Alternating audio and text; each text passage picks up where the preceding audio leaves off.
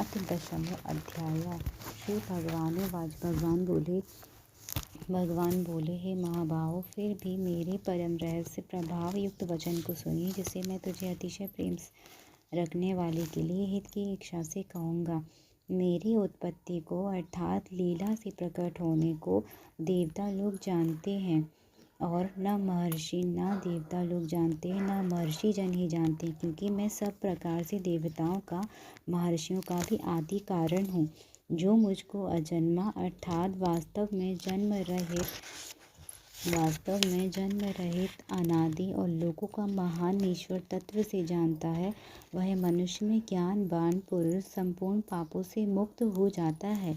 निश्चय करने की शक्ति, यथार्थ ज्ञान, असम्मूढ़ता, क्षमा, सत्य, इंद्रियों को वश में करना, मन का निग्रह और सुख दुख, उत्पत्ति प्रलय, भय अभय तथा अहिंसा, समता, संतोष, तप, दान, कीर्ति, अपकीर्ति, ऐसे ये प्राणियों के नाना प्रकार के भाव मुझसे ही होते हैं। 7 महर्षि जन, 4 उनसे भी पूर्व होने वाले सनकादि, स्वयंभूवादि, 14 मनु, ये मुझ में भाव वाले सब के सब मेरे संकल्प से उत्पन्न हुए हैं। अनादि उसको कहते हैं कि जो आदर रहित हो एवं सबका कारण हो। स्वधर्म के आचरण से इंद्रिय आदि को तपाकर शुद्ध करने का नाम तप है। जिनकी संसार में यह संपूर्ण मेरे संकल्प से उत्पन्न हुए हैं, जिनकी संसार में संपूर्ण प्रजा है। जो पुरुष मेरी इस परमेश्वर रूप विभूति को और योग शक्ति को तत्व से जानता है, वह निश्चल भक्ति योग से युक्त हो जाता है। इसमें कुछ भी संशय नहीं है। मैं वासुदेव ही संपूर्ण जगत की उत्पत्ति का कारण हूँ। मैं वासुदेव ही संपूर्ण जगत की उत्पत्ति का कारण हूँ। मुझसे ही सब जगत चेष्टा करता है। इस प्रकार समझकर श्रद्धा भक्ति से युक्त बुद्धिमान भक्तजन मुझ परमेश्वर को ही निरंतर भक्ति हैं। निरंतर मुझ में मन लगाने वाले और मुझ में ही प्राणों को अर्पण करने वाले भक्तजन मेरी भक्ति की चर्चा के द्वारा आपस में मेरे प्रभाव को जानते हुए तथा गुण प्रभाव सहित मेरा कथन करते हुए ही निरंतर संतुष्ट होते हैं।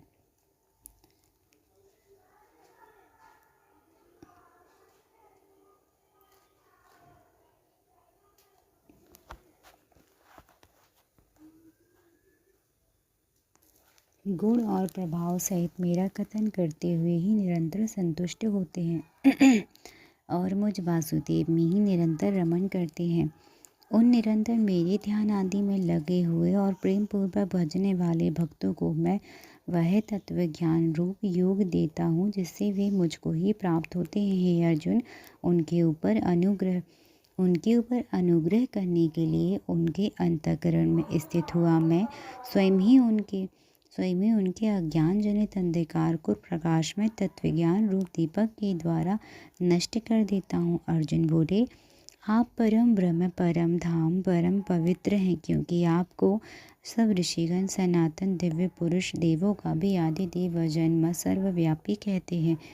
वैसे ही देवर्षि नारद तथा असित, देवल, ऋषि, महर्षि व्यास भी कहते हैं, और आप भी मेरे प्रति कहते हैं। हे केशव, जो कुछ भी मेरे प्रति आप कहते हैं उन सबको मैं सत्य मानता हूँ। हे भगवान, आपके लीलामय स्वरूप को ना तो दानव जानते हैं, ना ही देवता।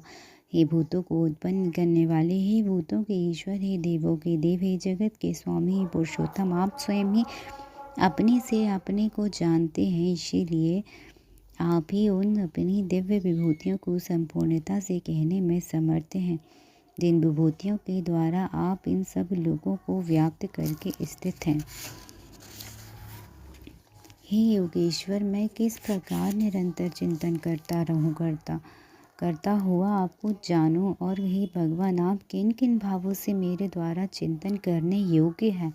हे जनार्दन, अपनी योग शक्ति को और विभूति को फिर भी विस्तार पूर्वक कहिए, क्योंकि आपके अमृतमय वचनों को सुनते हुए मेरी तृप्ति नहीं होती, अर्थात सुनने की उत्कंठा बनी ही रहती है।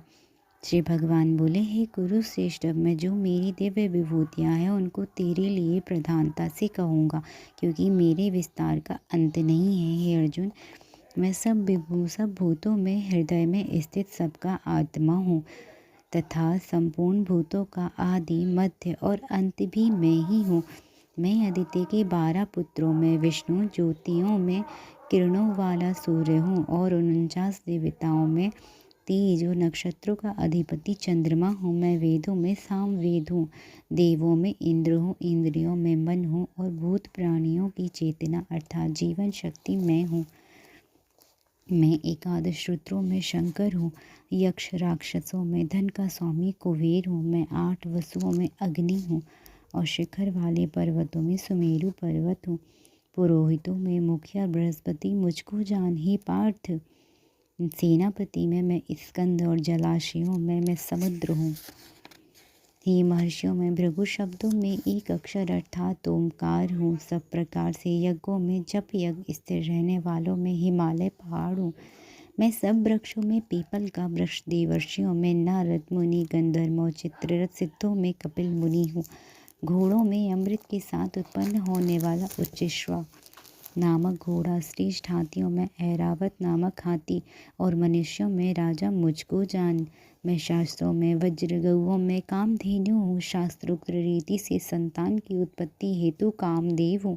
सर्पों में सर्पराज वासुकी हूँ। मैं नागों में शेषनाग, जलचरों का अधिपति वरुण देवता हूँ। पितरों में अर्यमा नामक पितर और शासन करने वालों में यमराज मैं हूँ।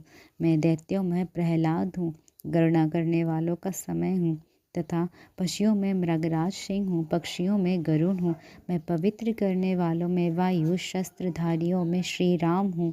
मछलियों में मगर हूँ। नदियों में श्री भगीरथी गंगा हूँ। हे अर्जुन, सृष्टियों का आदि और अंत और मध्य भी मैं ही हूँ। मैं विद्याओं में अध्यात्म विद्या अर्थात ब्रह्म विद्या, परस्पर विवाद करने वालों का तत्व निर्णय के लिए किए जाने वाला वाद हूँ। मैं अक्षरों में ओमकार हूँ। मैं अक्षरों में अकार हूँ।